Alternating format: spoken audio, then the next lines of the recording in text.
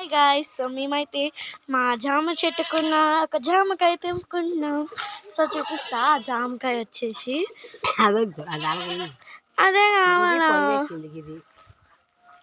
తెంపు.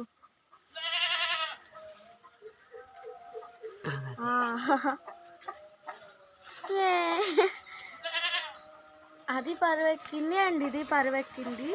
So అది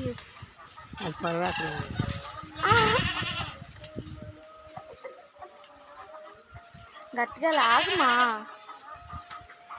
లాగు. జామకాయ. సో మా చెట్టుకి కాసిన జామకాయ ఎంత బాగుందో కదా. ఇంకోటి మా అమ్మ తెంపుతుంది. అక్కడ ఏదో